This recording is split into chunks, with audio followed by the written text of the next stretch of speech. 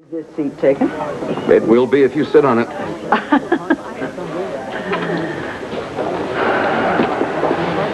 Sure is a beautiful afternoon, isn't it? Oh. Now, I know that this is absolutely none of my business, so at the risk of being extremely intrusive, I'm going to say, so, what you doing? Searching for a courteous way of telling you that it is indeed none of your business. I'm sorry. What am I doing? I'm sitting here quietly. Or I hope I'm sitting here quietly.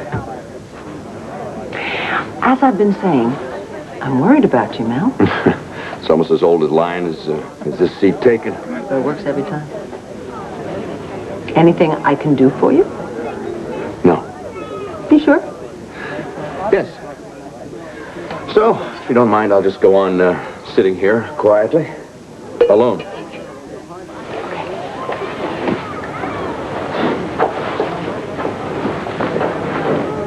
If you're waiting for me to say stop, don't take that drink, don't.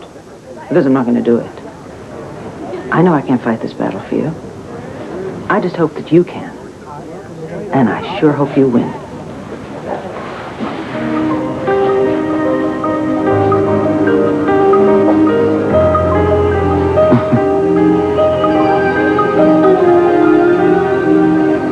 Oh, I'm perfectly capable of pouring us both a cup of tea. Stop. Fine.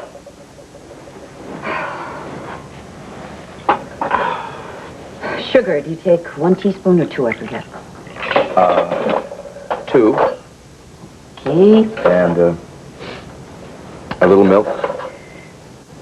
That I remember. There you go. That's great. Napkin. Great.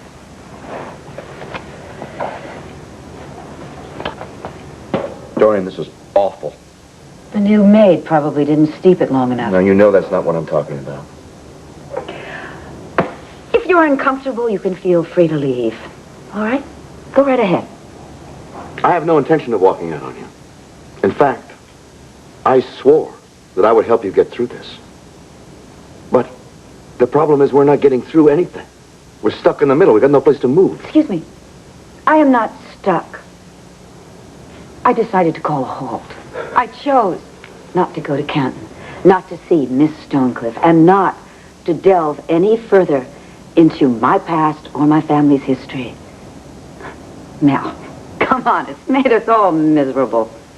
That's because it's not finished. The light's at the end of the tunnel. Why do you keep pressuring me? Because you're hurting, and because you won't let anybody help you, and because you're at the jagged edge, just this side of losing control. I'm sorry, I'm unaware of your degree in psychotherapy. Dorian, nothing would make me happier than turn all this over to a qualified professional. It is not yours to turn over, Mel. And it was never yours to go digging into in the first place. You have created a terrible mess with your crusade to save me. Maybe. But I can't go back either. It's like there's been some kind of earth tremor in the past. Just cracked open. And I'll tell you, I'm absolutely convinced it would have happened anyway. Probably sooner rather than later. Because the ground was already trembling. And if you continue to ignore it, it's going to open up and swallow you and swallow me. Surely. You must see what this is doing to both of us. So, I'm supposed to see a shrink or go see Miss Stonecliffe in order to make you feel better? When I ask you to do this for me, it's because it never works when I ask you to do this for yourself. No, I think we're onto something here. Maybe this was never about me at all. All right. Leave me out of it. But you still have a daughter and 2 nieces who love you and who need to know the truth. I need to know why. So they can each have a better excuse for being as neurotic as they are? Wow. As late as last week, I would never have imagined you would have spoken about them that way. Mm-hmm. Because, of course, you understand my needs, my motives, my desires so much better than I do. I must be an object of endless fascination to you as you watch my slow, sad descent into insanity. Tell me, Mel, you think there's a book in it? Dorian, take a deep breath and Wait a listen minute. to yourself. Now you're going to tell me when to breathe? I am asking you to calm down. What?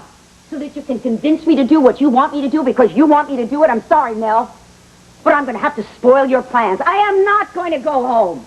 Not for you, not for my daughter, not for my nieces, not for my sisters, and I swear to you on my mad mother's grave, I am through with all of this. So, you're just going to have to find something else to do with your time and your energy. And I've got a suggestion to make. I think you ought to take a long, hard, cold look at yourself. I have done. For quite some time. Really? Tell me what you see. Dorian's savior? What do I see? Look again. I see a man who loves you and who hates your pain. But you like it. A lot better than you like your own. That's something you find very hard to face, Mel. Your life was in shambles when you met me. Yes, you stumbled drunkenly into my bed, into my life. Yeah. Soused as I was, I seem to remember that I was invited. And let me remind you that I got sober and stayed sober because I fell in love with you. And I stayed sober now because I promised I would see you through this agony.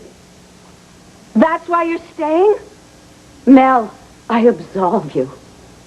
We didn't take any vows after all, did we? Not the way you did with Muriel. Hmm? Oh, man. That was cruel. What can I say? It's genetic, I guess. No, it's not genetic. It's the result of years of pent-up rage and fear, and you can be free of it. Oh, would you stop it? Once and for all? Can't you see I can't take any more? If you really want to help me, why don't you just go away and leave me alone?